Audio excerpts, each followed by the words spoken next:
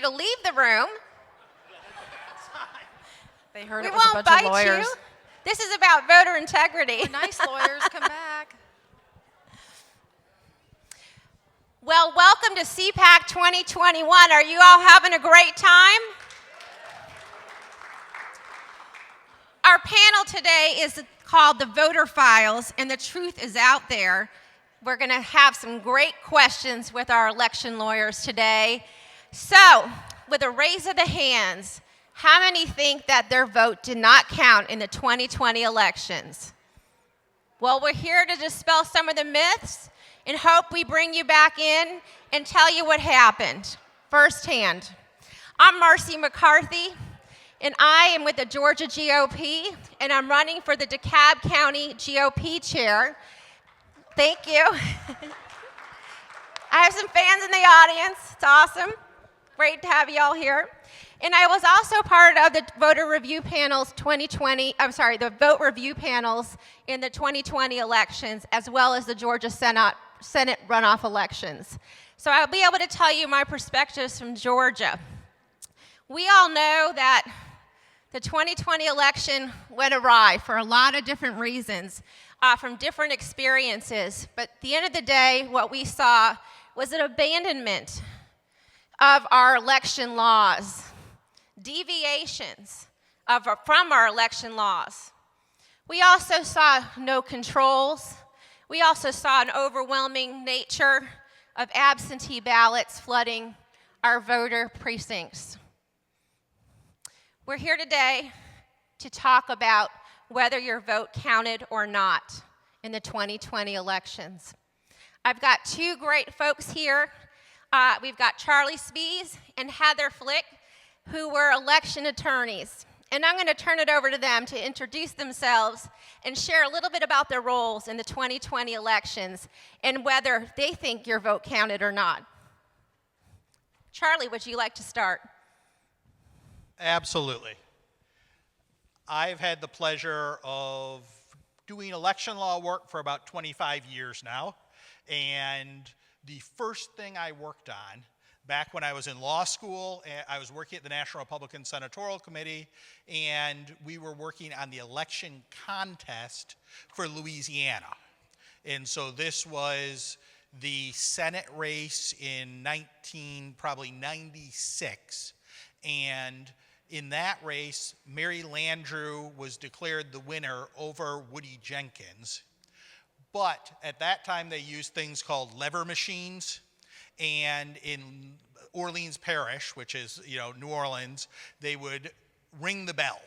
And that meant that they kept the polling places open until they figured out for statewide races, how many votes they needed.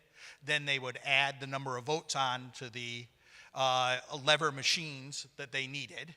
And I believe after this is one of the two in history contests where they actually went to the U.S. Senate Rules Committee and did a full study of this. And I believe they, quote, rung the bell and added enough votes on for Mary Landrieu to win that race. Now, that was in the past and before Bush v. Gore and before electronic voting machines as a result of the Help America Vote Act. So the world is different now, and we've got different challenges. But if anybody tells you there's no such thing as vote fraud and that it's never happened, that's baloney. I've had the pleasure of being counsel for the Republican National Committee, counsel for the Republican Governors Association, counsel for multiple presidential campaigns, and voter integrity issues are always important. And we're going to get into some specifics here, but don't let the media or the left tell you that it's all fake. I agree with you, Charlie. Heather, what about you? You were in Nevada. What did you see? And tell us a little bit your role in Nevada. Thanks, Marci. Yeah, actually, on election day, I'm from San Francisco. I practice at the Dhillon Law Group there, where we have a boutique constitutional law, civil rights litigation firm. Harmeet and I both do election law. I've been doing it for about 15 years. It started sort of as a hobby, but it became a calling because I saw how important it is and that there really weren't that many election attorneys in the country. It's something that I do encourage young people to look at because, at least certainly on our side, I don't think there are that many. We could always use more. I got very involved with the Republican National Lawyers Association. I was on the board of directors there. I was sent by them around the country to learn by doing. That's really how a lot of election law is learned, because there aren't a lot of law schools that teach election law practices. You get the code books, you open out, and you read them, and you work on campaigns. So I did the Coleman-Franken recount in the freezing Minnesota tundra, and I did a variety of presidential campaigns, state campaigns in California. And then this last 2016, I worked for the Trump campaign as a volunteer attorney. And then again in 2020, in a smaller capacity, I started in Miami because I drew the short straw last time and was sent to Nevada. And I said, I'd really like to try Florida, because Florida, I hear, is the best state in the country. And and people in California don't stay in California to do election law, because sadly we want to use our resources more wisely.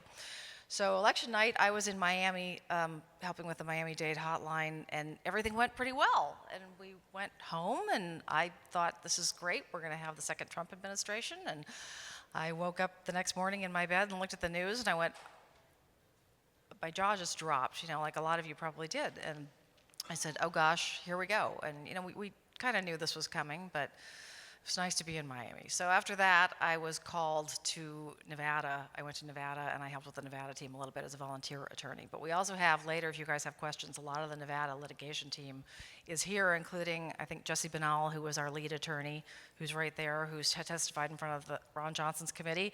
And next to Jesse is Shayna Weir, who was our lead local counsel, who actually had her name on all the pleadings in Nevada, and is a very brave attorney. She had death threats.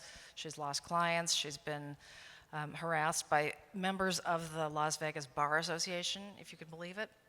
So that's kind of what the life of an election lawyer is like. But I'll throw it back to Marci, because that's probably more than you wanted to hear about. Well, thanks, Heather. Sounds like you were quite the road warrior during the 2016 and 2020 elections. I'm going to flip the table a little bit. We're really in a one-party government right now, and it's a little, if not a lot, scary out there. What were to happen if HB 1 were to be passed? Would our vote even count? Well, I appreciate that. That's awesome. I agree with you. Heather, what do you think? Would our vote count? I'm glad to hear people out in the audience mention I'm really that they glad know you all something know about it. it. Absolutely. A lot of people don't. Really, and it's something that I know CPAC and ACU is very passionate about, and I know that's part of the reason they're having election law seminars. HR 1 is something that was brought up in the last Congress, and I've heard they're going to take it to the floor next week without putting it through committee, because they consider it already did. Charlie, please correct me if any of this is wrong, but HR 1 basically will nationalize elections. Elections are run by states. Election laws are state laws, and it's decentralized by design to take it to a federal level and have it mandated by Nancy Pelosi and her cronies, who are the ones trying to get this through, will devastate the way elections are held right now by the states. So we'll have, HR 1 encompasses the worst of the COVID implementations: universal mail-in ballots, mandatory donations. It'll ruin campaign finance law. It's got, I think CPAC actually has a piece on it that you guys should read. And I think they had a call to action the other day too, where they were trying to get people to talk to their congresspeople.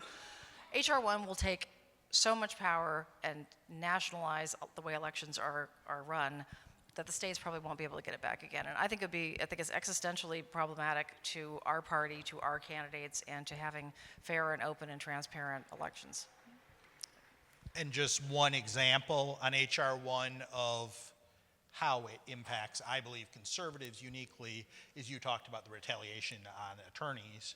One provision of HR 1 will require that donors to 501c4 organizations will have to be publicly disclosed, and that subjects them to retaliation for getting involved in the political process.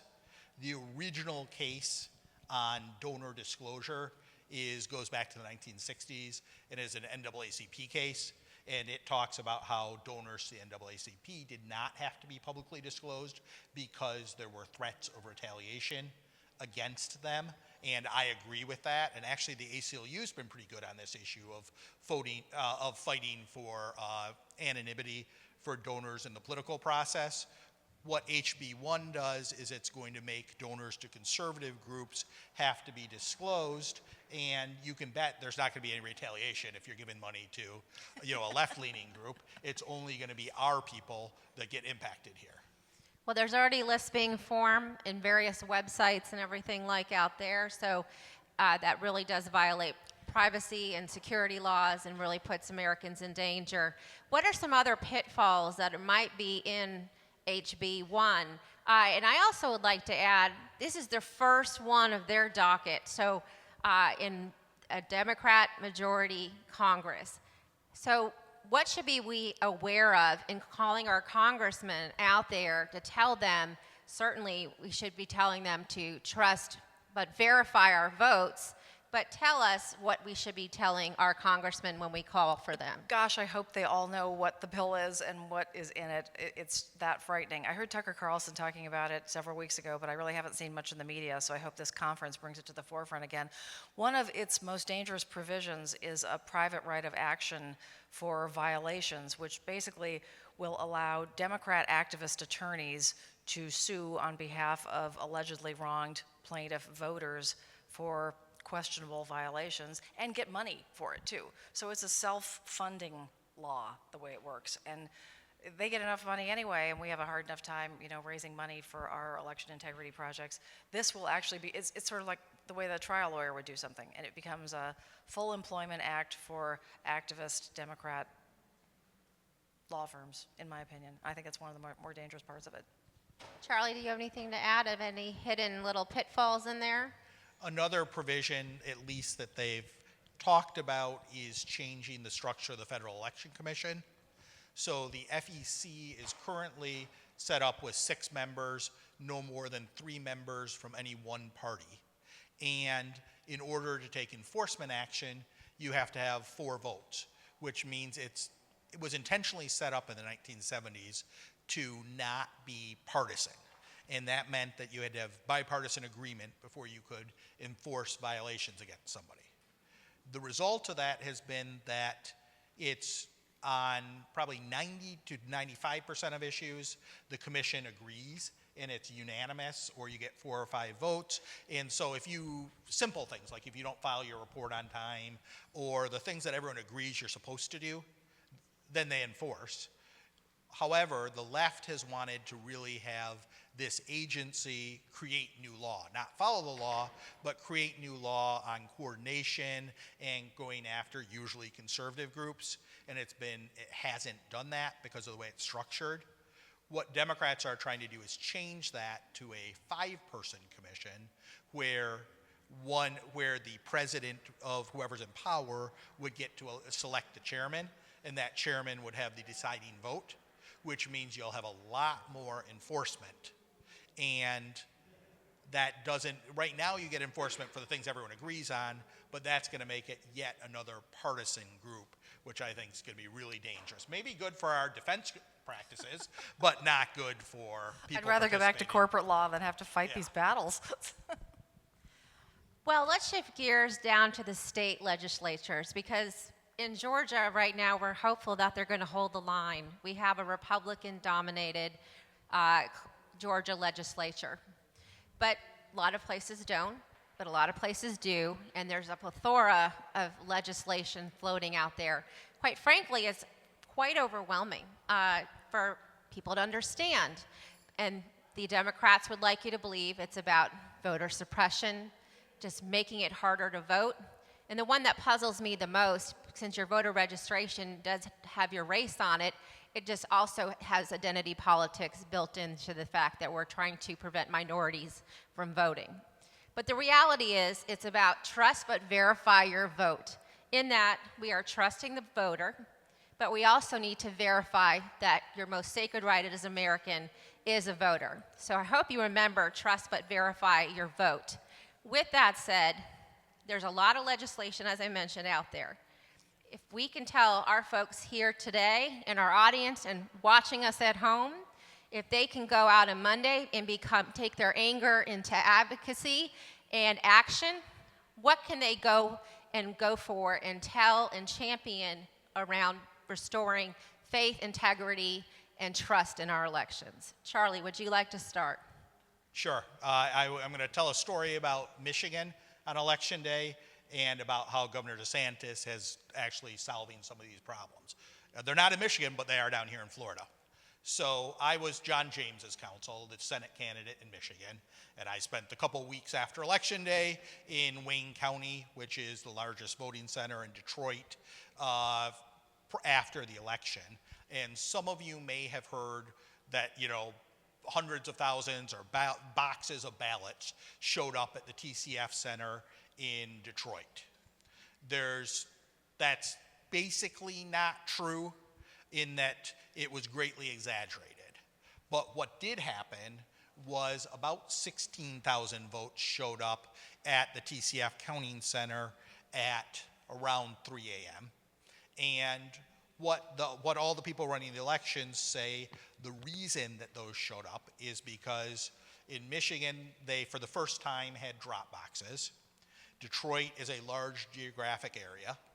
And when those boxes closed at 8 o'clock, they then went around to the drop boxes, collected the ballots, and then took them to a separate spot to do signature verifications.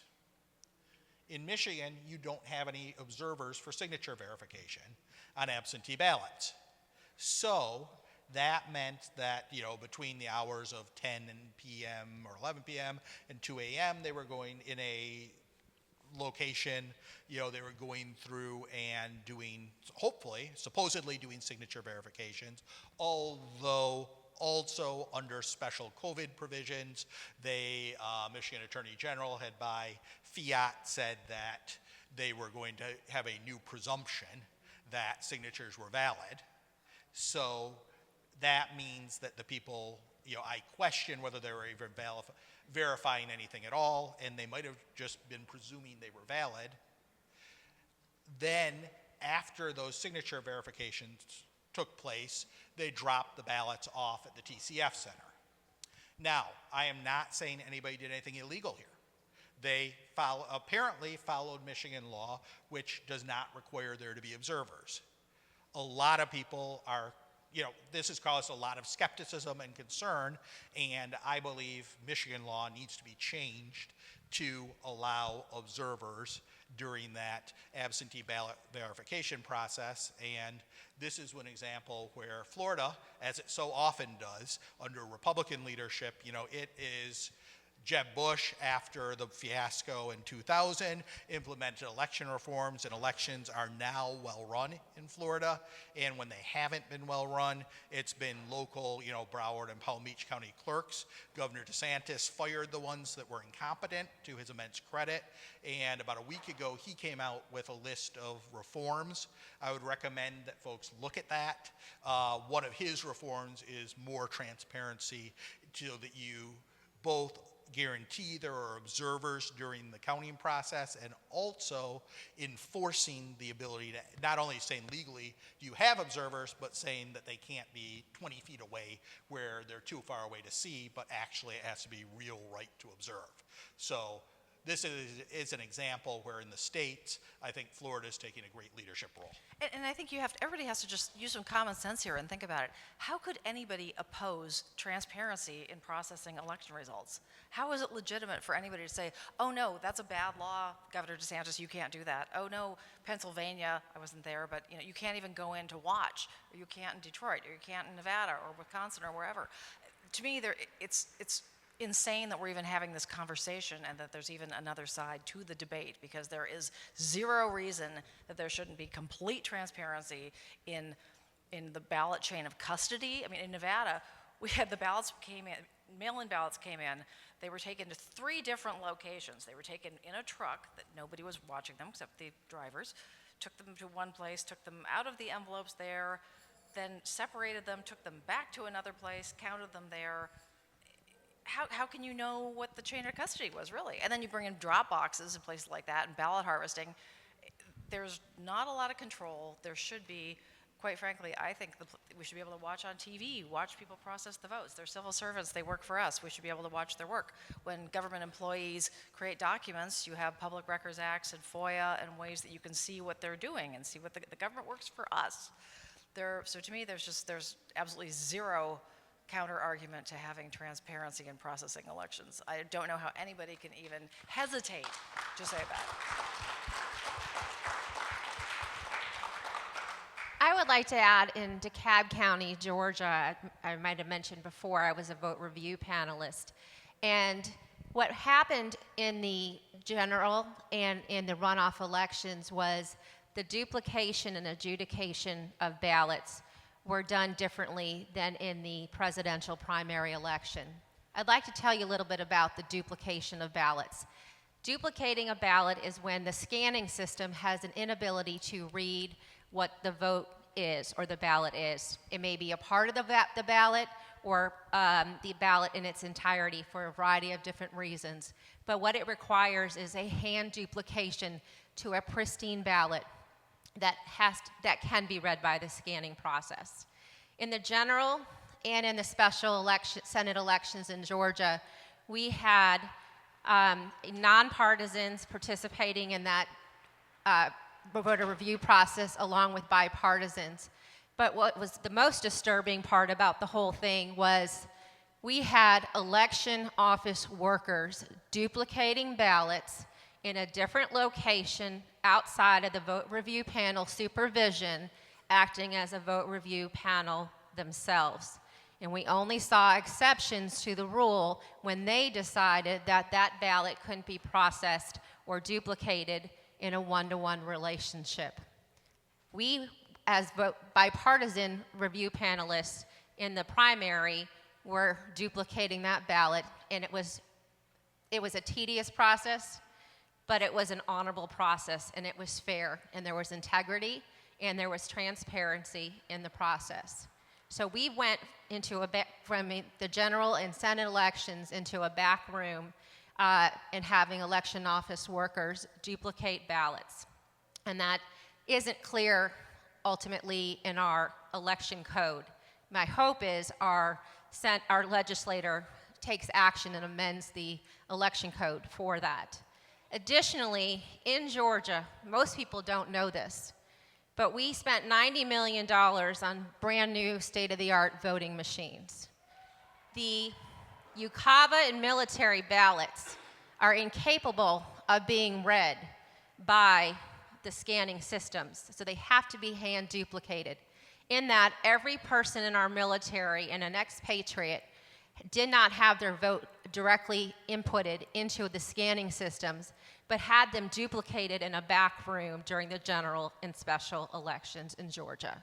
That is outrageous and unacceptable. That is not transparent, that is not fair, and there's no integrity in that process. So it is my hope that my fellow Georgia legislators are listening to us right now, that you amend that part of the legislation.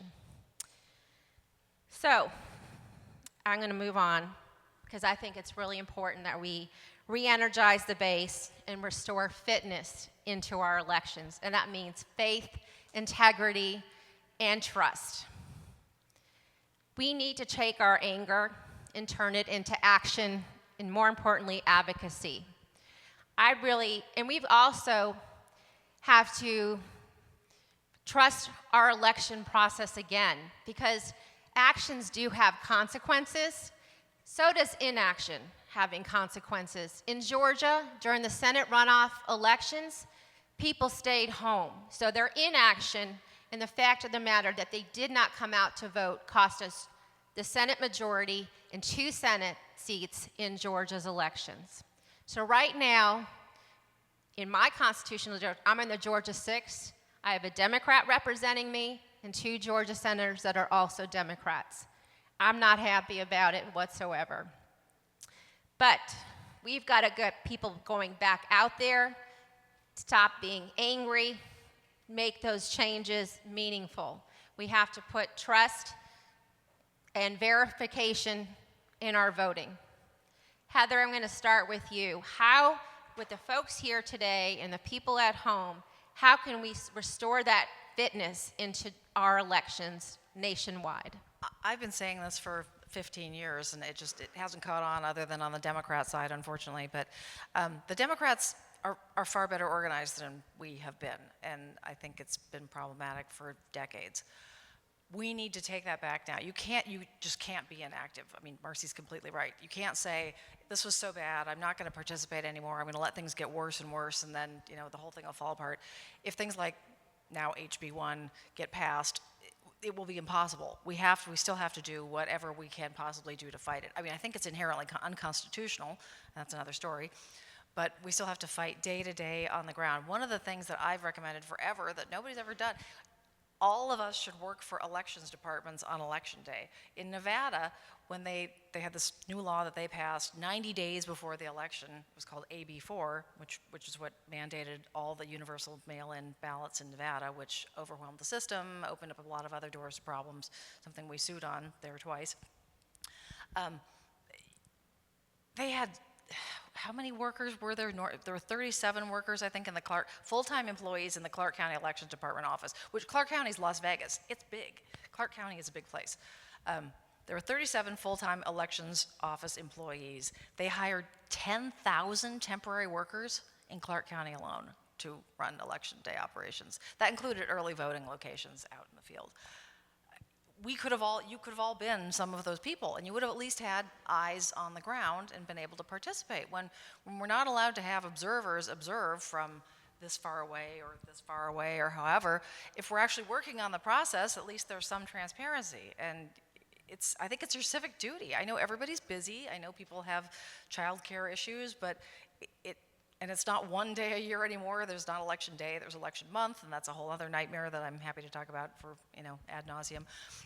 But we do need to make it more important, because I think our voting system and protecting it, especially now and going forward, is so important. It is one of the most important things there is. If you can walk and function, or even not, if you can function enough to work in an elections department temporarily, please go learn. You go onto your elections department several months in advance, they give classes, they teach you everything you need to know, and then you can actually be part of the process. And every single citizen should be doing that. Many of your states should be having precinct caucuses, county conventions, and state conventions. I can't tell you, get out there, become a precinct chair, take control of your own neighborhood, and get people out there, encourage them to vote, and help restore the faith, integrity, and trust in our elections. Charlie, what do you think? How can we restore fitness into our elections? I think these are great points, but also moving past just partisanship, ACU is not a Republican group, it's a conservative organization. And there's no L in it, right? Right, yeah. And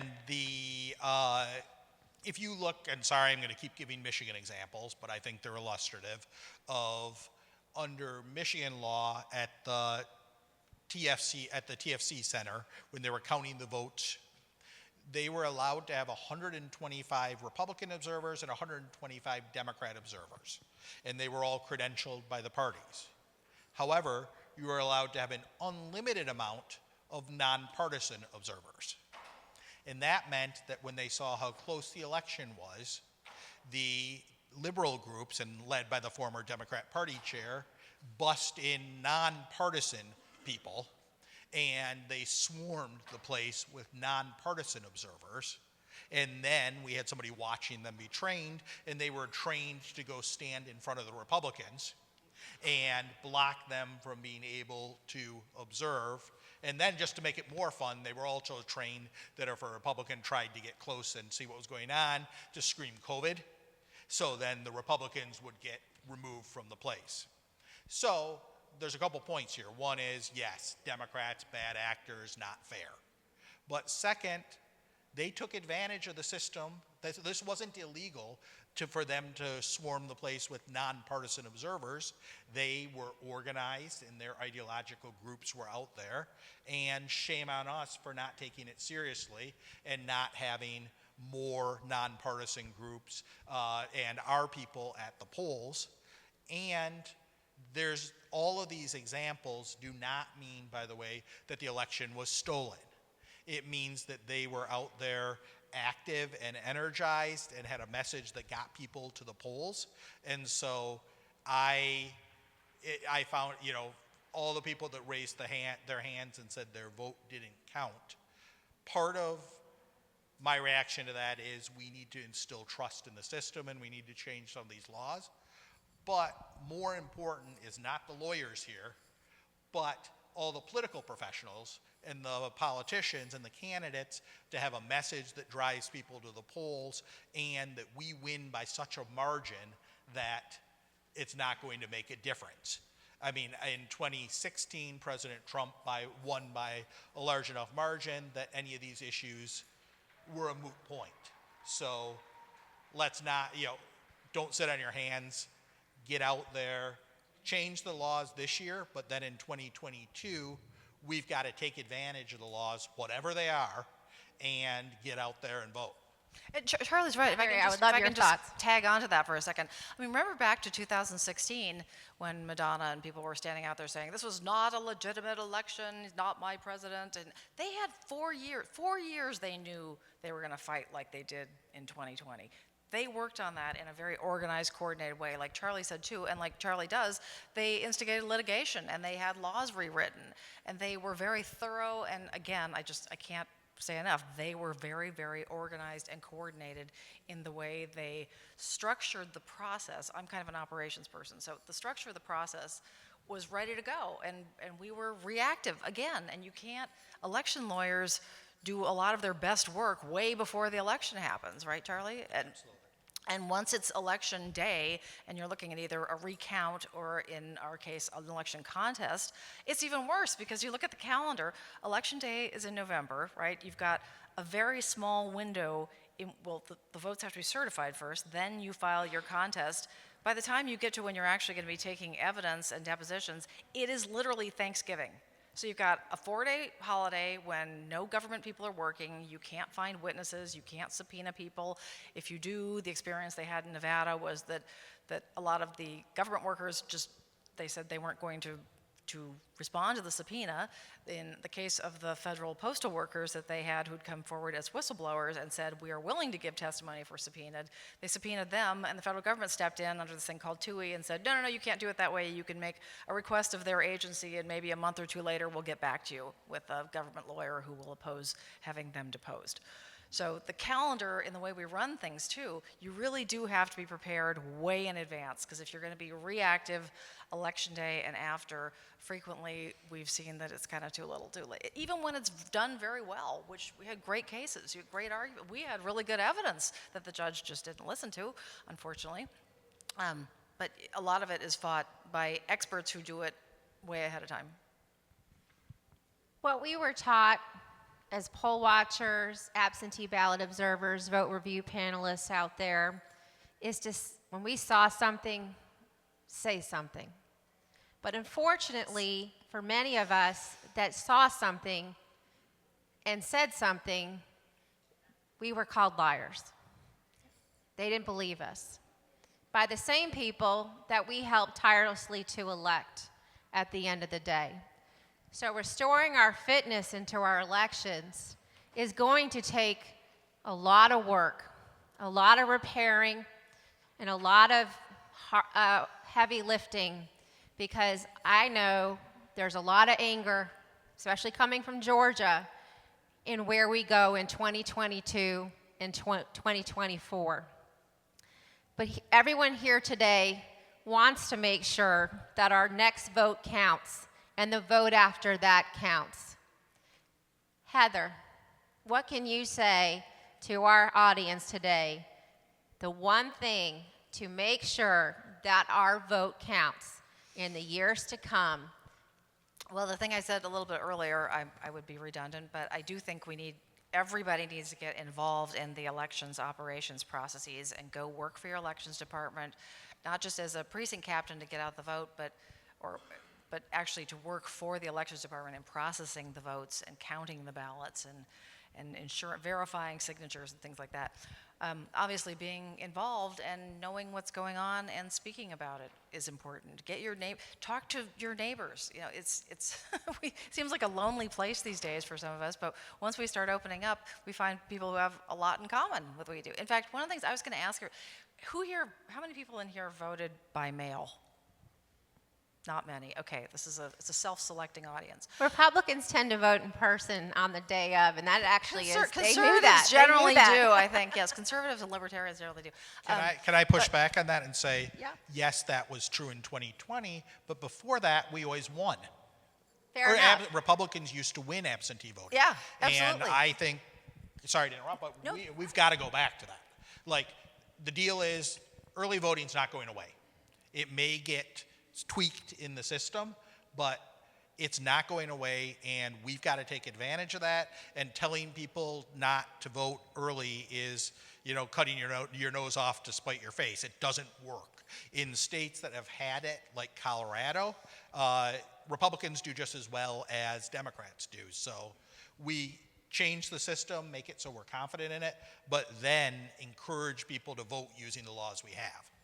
Yeah, no, Charlie's exactly right. I was just going to say, if this were an audience of people who had voted by mail or who had gone to the polls, as we had a lot of them in Nevada who came forward, who were forced to vote provisionally for whatever reason, be it legitimate or be it because they couldn't find their record or questionable or whatever, you can look up to see if your vote is registered, is counted with your Secretary of State. I don't think everybody does that, but there is a verification process where you should be able to. In Florida, it actually apparently shows the different steps, that your ballot was mailed, that your ballot was returned, that your ballot was processed, that your vote was counted, and you can actually see it. And things like that certainly help give people some comfort in the process, but I still think being actually involved and understanding the process from a very basic level is the best way to be able to verify proper elections. We need to trust, but verify our vote. I want everyone to say that with me. Trust, but verify your vote. Say it again. Trust, but verify your vote. I hope that you'll take that home. Trust, but verify your vote. And you call your legislator, you call your congressman, you call your senators and say, as an American, my most sacred right is to vote, and it's time to trust, but verify my vote. Please vote for election integrity. Ma'am, do you have a question? Can you come up here and speak a little bit louder? I think we have like Matt Gates in the next room, and they're having a party over there. She's been waving her hand for a little while, so I don't want to. Okay. Because we're now in the... Will you introduce yourself? I'm Kate Bush, and I'm from Houston, Texas. And now that we're in the computer age, and on OAN they had an excellent program which showed how the computers were switched, how every vote, thousands and thousands of votes were changed. And this is all documented, it's all been accepted, and I think we need to start looking at computers. And it was the computer voting that was messed up horribly. And I think we need to look into that. Ma'am. It's not just a vote. We need to think about what can we go back to, a hand vote, whatever, paper ballots, but the computers are not working. Ma'am, Thank can you. I respectfully, Yep, go ahead. and I may get booed off stage for this, but I have to say that's simply not true. So, no, OAN has now been sued for libel, and this is largely based upon what happened in Antrim County, Michigan with the machines, and I was there. We watched as they observed it, and yes, the machine, there was a programming error that flipped votes, and we caught it, and it was corrected the same day, and we were suspicious for a long time that perhaps there was a software glitch statewide because other people use the same software, and there is just zero evidence that's true. I'm sorry.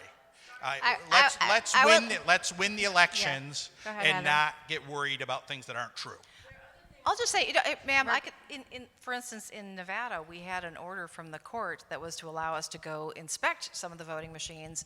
We went to the elections department in Clark County, and they they gave us a tour of the warehouse, and they let us kind of, I wasn't there, but I think the people who were there were allowed to sort of look at the machines, and that was considered the inspection. So they weren't allowed to inspect the machines. So to my knowledge, I mean, I don't know, but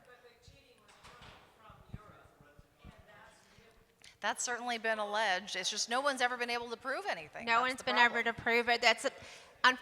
I will tell you, Stacey Abrams in Georgia proudly in the last few days has been basically out there saying her and her team, the Fair Fight group, and her multitude of PACs out there, they played us, okay? They played us big time. They're the ones that fostered the misinformation campaigns out there.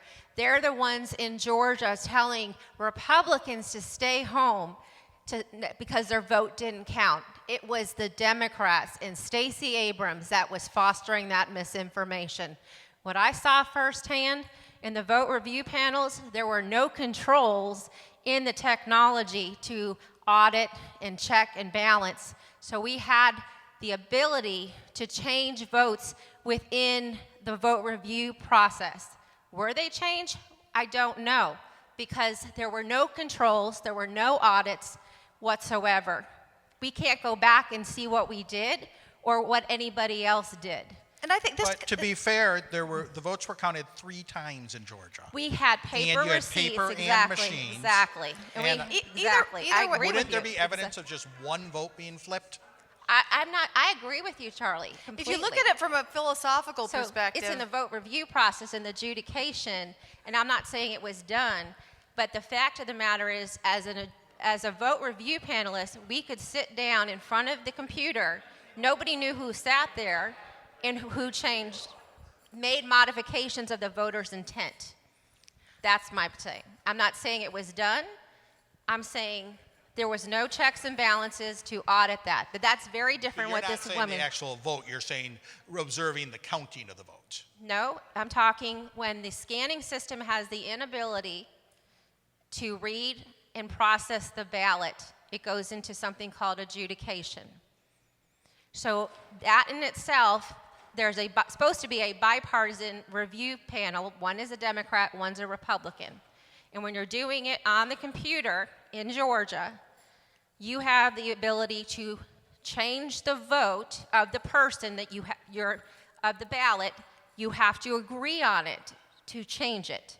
So it could be an overvote, an undervote, a mark, a hesitation mark, but the bipartisan review panel is supposed to agree on the modification with the supervision of an election supervisor. So that's when the modification is. But that's of the counting. You still have the paper ballot. Somebody could go back and look at that paper ballot. No, because we don't understand what happens in the chain of custody after the fact. So in that, if we had 2 sets of review panels operating, one that was bipartisan, which was a Democrat and Republican, and then a nonpartisan pair. They operated independently for 5 days in DeKalb County, and their job solely was to adjudicate the special election and constitutional amendment portions of the general election. So there was no controls in place, no supervision, no bipartisan oversight in the fact that they could go back, they could review the entire ballot. There were no locks on the ballot whatsoever, and they were the final ones to process the ballot before it was cast. Until I brought that forth within the 5-day window, we had over 800, almost 900 absentee ballots that were processed in such a manner.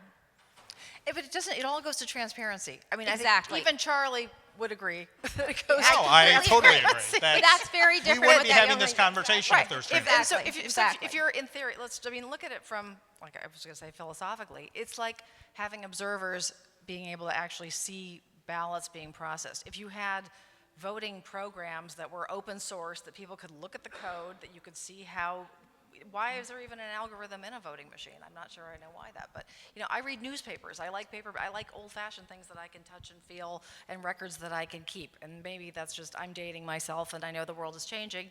and I'm not into cryptocurrency or any of that stuff, but it seems like the more concrete you can be with your evidence, the fewer opportunities there are for variables to interject themselves in the system, the safer the system can be. And by being transparent, people, at least voters, get to see what that process is. They can see what those variables are, and they can understand the process, and then it's not as much of an enigma. And I don't see why they won't, if people don't agree to do that. That is putting 100%. fitness Totally back into agree. our elections. Exactly. That's what we're saying. Put Open fitness source the back. code. Yep. Yes, exactly. Overall, we were actually running out of time, so thank you. I can't wait to take any more questions. But I want to say thank you all for coming. I hope that you'll remember one takeaway today is trust, but verify your vote. And we are going to have hope, and we're going to restore fitness into our elections. Thank you very much.